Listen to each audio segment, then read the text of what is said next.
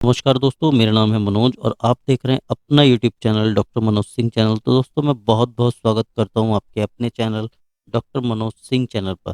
दोस्तों आज हम इस वीडियो में बात करने वाले हैं एफआईएफओ रूल्स के बारे में। एक शेयर मार्केट का रूल्स है, इसके बारे में बहुत सारे लोगों को पता नहीं है। तो आज मैं इस वीडियो में जो है बिल्कुल क्लियर करूँगा कि ये एफआईएफओ रूल्स जो है ये क्या है और ये कैसे काम करता है शेयर मार्केट में। मैं इसकी पूरी डिटेल में आपको जानकारी बताऊंगा।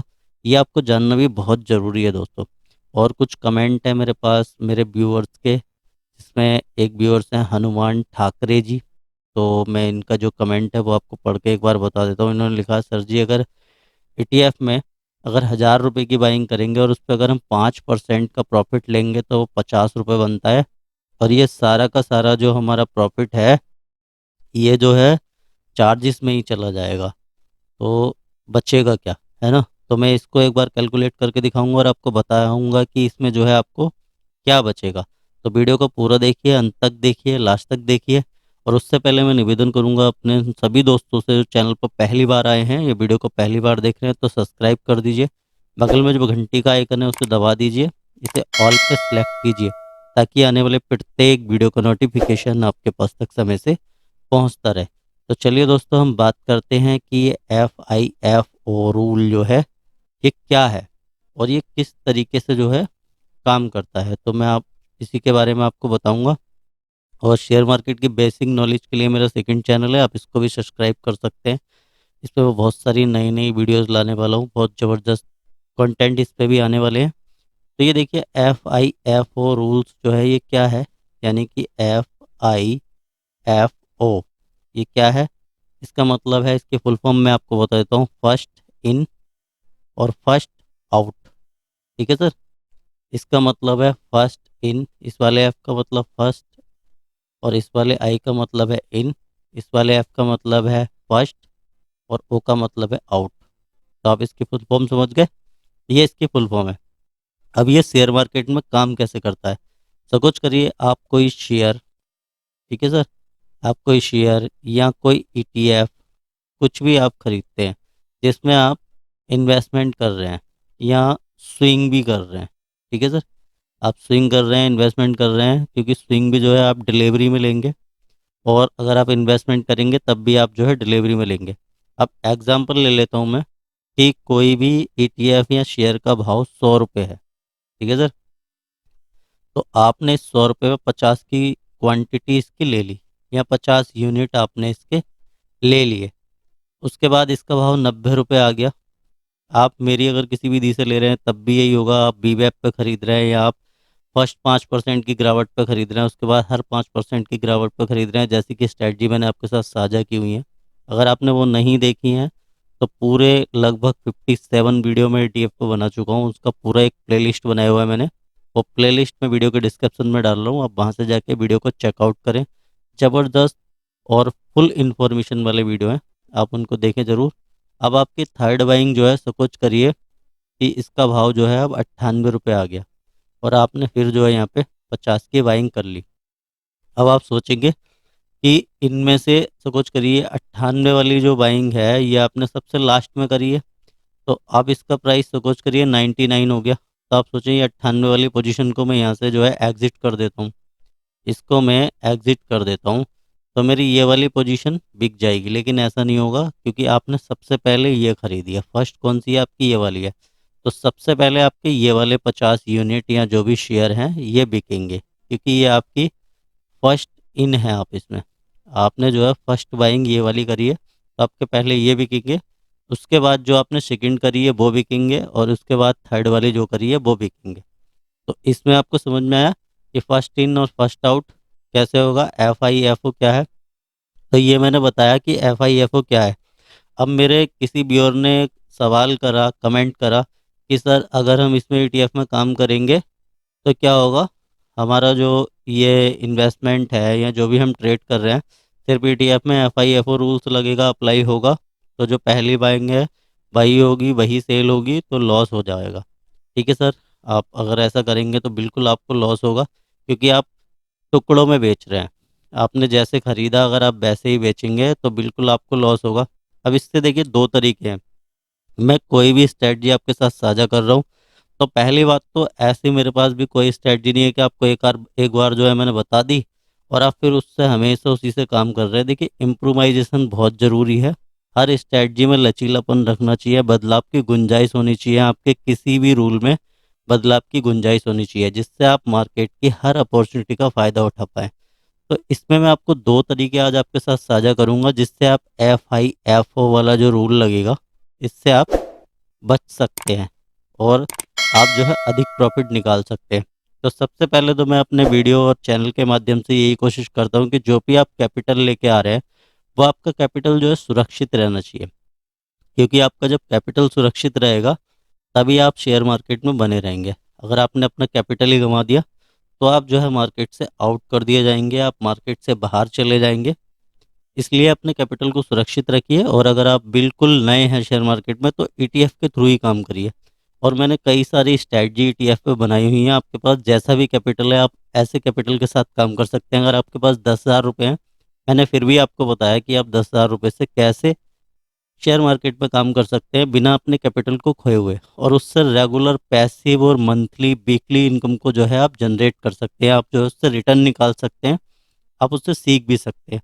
तो बहुत सारी स्ट्रेटजी है, आप जाके देखें एक बार, आपको पूरी समझ में आएंगी। वीडियो को बार बार देखें, आपको बिल्कुल समझ में आएगा।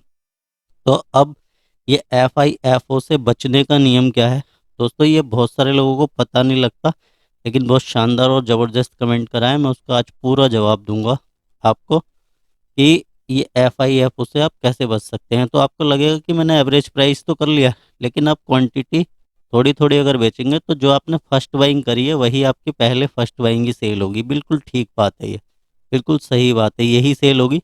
लेकिन आपको करना क्या है, इसको कैसे सही कर सकते हैं? दो तरीके हैं। पहली बात तो, मैंने जो भी स्ट्रेटजी मैंने आपके साथ साझा करी है, उसमें मैंने आपको बताया कि आप ETF को एवरेज तो करेंगे, चाहे आप BWAP के थ्रू करेंगे या आप जो है 5% की गिरावट पे करेंगे, हर अपनी बाइंग तो करेंगे। लेकिन मैंने बताया कि आप अपनी पूरी की पूरी पोजीशन एक साथ जो है एग्जिट करेंगे। यानी कि अगर आपने ये 150 क्वांटिटी खरीद ली, 50 यहाँ 50 या 50 यहाँ, तो जैसे ही ये जो भी एवरेज प्राइस है उससे जैसे ही ये प्रॉफिट में आएगा, तो मैंने बताया कि फर्स्ट प्रॉफिट आपको 5% रखना है। अगर आप BWAP से खरीद रहे हैं, तो ये सारी की सारी पोजीशन आपको एग्जिट करनी है। आपको टुकड़ों में तो एग्जिट करना ही नहीं है। उसके बाद हम नई जो भी पोजीशन है वो बनाएंगे। और मैंने बताया कि अगर आप 5% का गिरावट पे खरीदते हैं, इसमें 5% वाली जो बाइंग है, जिसके मैंने 5 हिस्से बताए हैं आपको फंड के करने के लिए, अगर आप वैसे खरीदने हैं, उस पर आपको मैंने 3% का प्रॉफिट बताया। तो वहाँ पे भी आपको सारी की सारी पोजीशन को एक साथ एग्जिट करना है, टुकड़ों में तो करना ही नहीं है। लेकिन आप फिर भी अगर ऐसे करना चाहते हैं कि सर पहले मैंने जो खरीदा है ये, उसके बाद ये, उसके बाद ये, और जब ये प्रॉफिट में आए तो मैं पहले इसे बेच दूं। आपने 2 ही बाइंग करी, सो कुछ करिए, मैंने यहाँ पे 3 करी हैं, आप ज़्यादा भी कर सकते हैं। मेरी स्ट्रेटजी के थ्रू तो आप 10-10 बाइंग भी कर सकते हैं, 9 भी कर सकते हैं, और 5 भी कर सकते हैं। तो अब आपको एग्जिट कैसे करना है, आप ऐसे भी कर सकते हैं। आप एक से अधिक अपने डीमेट रखिए। जो आपके डीमेट अकाउंट हैं वो एक से अधिक अगर आपके पास हैं, अधिक ब्रोकर के साथ हैं, तो पहली बाइंग आप किसी और ब्रोकर में करिए। मैं एग्जांपल के लिए लेता हूँ, आपने जरोधा में कर ली। दूसरी बाइंग आपने जो है अपने आप स्टॉक के अकाउंट में कर ली। तीसरी बाइंग आपने स्टॉक कार्ट में कर ली। आप यहाँ आपके पास जो भी ब्रोकर है, मैं एग्जांपल ले रहा हूँ, आपने उसमें कर ली। तो यहाँ पे जो है पहली बाइंग आपकी यहाँ होगी, दूसरी यहाँ, तीसरी यहाँ। तब फिर आप जो है जो लास्ट वाली बाइंग है उसको आप बेचेंगे, तो यहाँ पे आपको इस चीज़ का जो है बिल्कुल भी FIFO चार्ज का रहेगा नहीं, क्योंकि आपने एक एक ही बाइंग करी है। आप 5 डिमेट अकाउंट में काम कर सकते हैं, आप 4 में कर सकते हैं। आप अगर आप एवरेज नहीं करना चाहते, मत कीजिए। आप हर गिरावट पे दूसरे अकाउंट में खरीदिए, आपको पता भी रहेगा कि किस समय मैंने किस डीमैट अकाउंट में किस प्राइस पे मैंने ये खरीदा है। अब यहाँ पे आपको, मैं उम्मीद करता हूँ आपको समझ में आया हो कि आप FIFO चार्जेस से कैसे बच सकते हैं। पहली बात तो, मैंने जो भी बताया अपनी स्ट्रेटजी में, उसमें आपको सारी पोजीशन एक साथ एग्जिट करनी है। आपको धीरे धीरे एग्जिट नहीं करनी है, अपना पूरा प्रॉफिट बुक करना है। आपको कतई ऐसा नहीं है कि थोड़ा सा बेच दिया फिर रोक लिया, या फिर उसका भाव इतना होना चाहिए कि जो आपने पहली बाइंग करी है उससे ऊपर चला गया, तब भी आप जो है उसको थोड़ा टुकड़े में बेच सकते हैं, लेकिन बिकेगा आपका पहले ही। तो मैं उम्मीद करता हूँ कि बहुत सारे लोगों को ये चीज़ पता नहीं थी, आज क्लियर हुई होगी कि FIFO भी चार्ज एक होता है, जिसको जो कैसे काम करता है, कैसे लगता है, और ये नियम है, ये लगेगा, है ना। तो आप इससे जो है ऐसे बच सकते हैं दोस्तों कि या तो आप अलग अलग डिबेट में खरीदिए, या जो है मैंने बताया कि सारे स्टेडियम में कि आप एक साथ एग्जिट करिए, आपको वहाँ पे कोई भी चार्ज देना नहीं पड़ेगा। अब मैं बताता हूँ कि सर आपको, जैसे कि कमेंट था दूसरा कि ब्रोकरेज कितना लगेगा, तो हम ब्रोकरेज पे आ जाते हैं। ये देखिए, यहाँ पे आप देखेंगे, ये मैंने खोल रखा है डिलीवरी। ठीक है, वैसे भी हमारी जितनी भी स्ट्रेटजी हैं वो स्विंग ट्रेडिंग वाली हैं, तो आपको डिलीवरी में ही पोजीशन लेनी होगी। अब यहाँ पे आपको चार्जेस क्या लगेंगे, मैं आप एक बार आपको कैलकुलेट करके दिखा देता हूँ कि आपको क्या चार्जेस यहाँ पे लगने वाले हैं। तो आप देखेंगे, मैं 1000 रुपये का ही एग्जांपल लेता हूँ। ये डिलीवरी में है, देख लेना आप, कैलकुलेटर है, आप भी खोल सकते हैं, आप भी कैलकुलेट कर सकते हैं। तो यहाँ पे जैसे कि मैंने आपको बताया कि सपोज करिए निफ्टी बीच का भाव 200 रुपये है, हालांकि कम है लेकिन मैं एग्जांपल ले रहा हूँ, 200 रुपये उसका भाव है। 210 पे आपने उसको सेल करा, ठीक है सर, 210 पे आपने सेल करा, 200 पे आपने उसे बाय करा। फर्स्ट बाइंग आपकी 1000 रुपये की, अगर 200 रुपये का एक यूनिट है तो आपके 5 यूनिट ही आएंगे। ठीक है सर, अगर 200 का एक यूनिट है तो 1000 रुपये में आपके 5 यूनिट ही आएंगे, 1000 रुपये में 5 आएंगे। ठीक है, ये देखिए 5 हो गए यहाँ पे। 200 पे हमने ख़रीदा, 210 पे हम सेल करेंगे, 5 यूनिट आएंगे। 210 पे यानी कि 5% जो आपका फर्स्ट टारगेट है वो मैंने यहाँ पे लगाया है, तो आप देखेंगे कि इसका भाव जो है 210 रुपये हो जाएगा जब आपका 5% आएगा। अब उसके बाद क्या होता है, देखिए अब यहाँ पे ये आपको चार्जेस दिखा रहा है सारे, आप देख लीजिए सारे चार्जेस यहाँ पे आपको दिखा रहा है कैलकुलेट करके ये। तो यहाँ पे जैसे कि आप देखेंगे कि हमारी जो टोटल बाय सेल जो हमारा हुआ वो 2050 रुपये का हुआ है। ब्रोकरेज इसमें जीरो है, क्योंकि अगर आपका अकाउंट डिस्काउंट ब्रोकर के साथ है तो ब्रोकरेज वहाँ पे जीरो ही रहती है डिलीवरी में। नहीं है तो खोल लीजिए, वीडियो के डिस्क्रिप्शन में बहुत सारे लिंक है, स्टॉक कार्ड, आप स्टॉक जरोदा, आप किसी के साथ भी खोल सकते हैं अगर आपके पास डीमेट या ट्रेडिंग अकाउंट नहीं है। और देखिए इसके बाद में एसटीडी लगता है, तो अगर आपका अकाउंट जरोदा जैसे ब्रोकर के साथ है तो यहाँ पे एसटीडी 0.001% के आसपास जो है लगेगा। यानी कि ये जो 2 रुपये दिखा रहा है ये इक्विटी शेयर पे दिखा रहा है, यानी कि इक्विटी पे दिखा रहा है, और आपके पास है ईटीएफ, तो ईटीएफ पे जो आपका चार्जेस लगेगा वो 0.01% के आसपास लगेगा। किसी ब्रोकर के साथ 0.1% भी लगता है, तो आप देख लीजिए आपका ब्रोकर कितना चार्ज करता है। उसके बाद एक्सचेंज ट्रांजैक्शन चार्ज जो है ये आपको लगेंगे ही लगेंगे, डीपी चार्ज आपको लगेगा। ये सारा का सारा अगर मैं टोटल भी करूँ तो ये देखिए, अगर इसको 2 ही रुपये मान लेते हैं, वैसे तो 2 रुपये से कम ही लगेगा ये आपको।